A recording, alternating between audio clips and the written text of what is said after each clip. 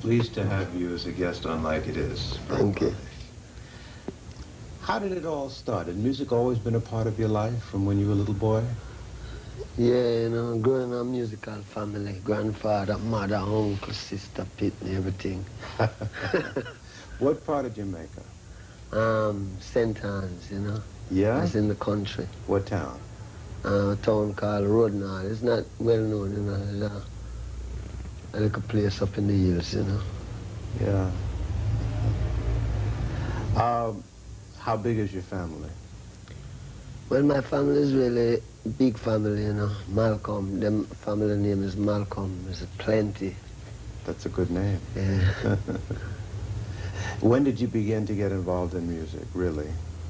About 1958. Doing what? Well, we were always interested in music, but that time I was learning trade, you know, and meet up some guys who can sing. One named Desmond Decker. And so we started out from kind of rehearse together and thing, you know. And then one day he went away, do some recording. Then I fell after. Mm-hmm. You weren't doing the same kind of things then that you're doing now. What kind of music was it in the beginning? That music was ska. Ska? Ska music, yeah. Well, how does ska differ from reggae? Ska is different in sound, different in style, different playing, you know. Mm-hmm. Ska is a more quicker music than reggae. No relation? Yeah, it's almost the same music breakdown to go much slower, you know. Same root? Yeah. It's almost the same music, ska. But only say now, if it was playing at 33, it started playing at 7.5, you know. I A hear bit more. That's a good analogy. How does reggae and ska come out of calypso? Many people ask that. Yeah, huh? because the calypso was always there first. Right. You know? And then now,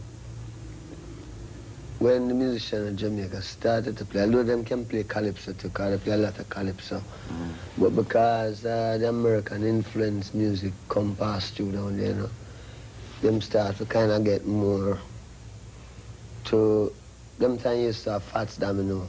Yes. And plenty of them type of people. So after a while now, the music start drift from the reggae. It used to be a music almost like a half blues. And used to play before the ska start, you know. Even people like Joe Higgs, cha-na-na, cha-na-na-na-na, cha-na-na, cha-na-na-na, you know that music? Right. Used to play that plenty. So from there now it developed to people start ching, ching, ching, ching, ching for ska, you know. And then for rocksteady it's like jing, jing, jing. For reggae now it's check, check, check, you know. So you have three different feelings. But the three of them can put together again and make one thing still. Now, calypso music, most of it dealt with family and folk stories and love and beautiful island in the sun, things like that. How did it move into what we're getting in the music now, where we have message? Because during that time of this calypso and thing, people never wasn't so conscious about Africa and where them roots come from. Since the reggae come now, people get, I mean, not from a point of music, because music is always conscious. But since the reggae come now, the reggae start talk about Africa, blackness, you know, in a militant way. So that is how it kind of, that is how the lyrics differ from the Oh Island in the Sun. Well, who were some of your influences?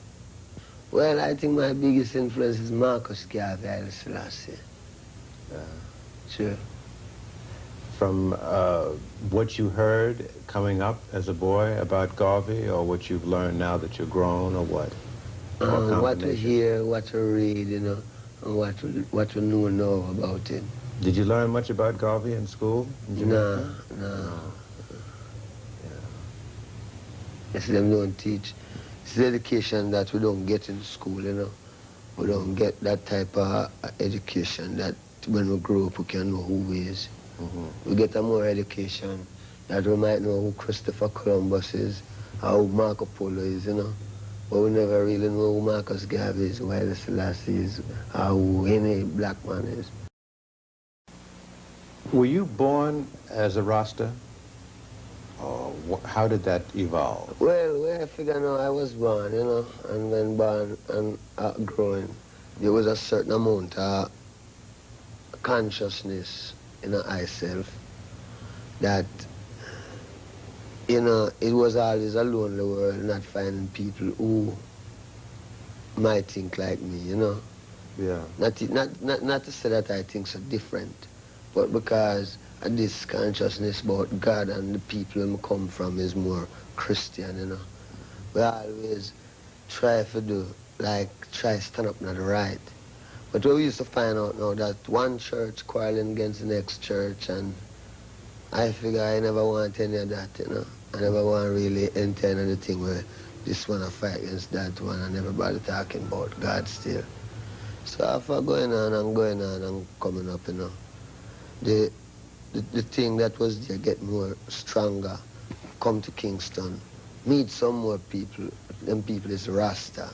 You talk to them and find out it's the same thing I have inside. It's the same thing.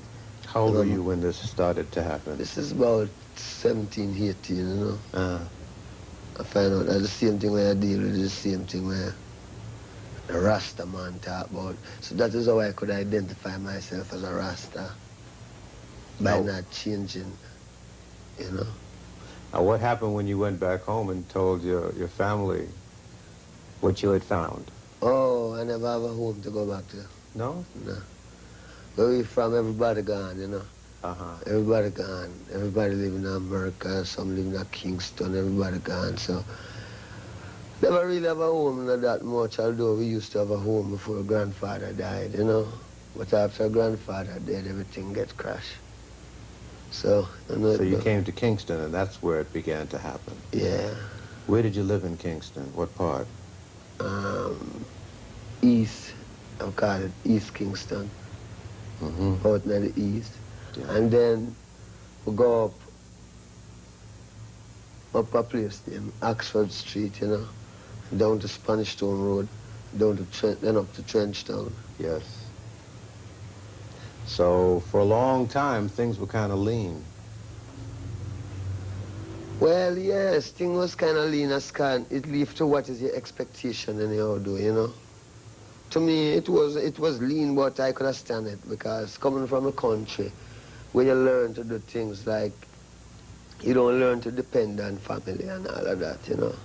You go out and you plant your own corn and you watch the corn grow.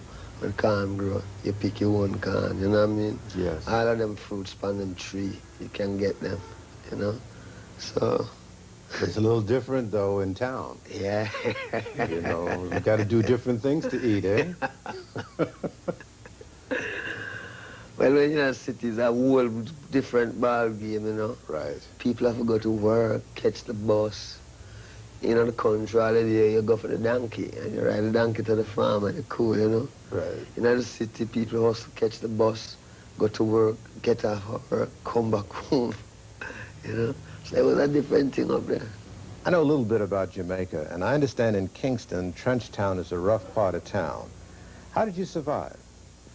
Well, while living in Trenchtown, you know, as a young man, surviving was easy. The only thing you'd have to really look out for was the police, you know.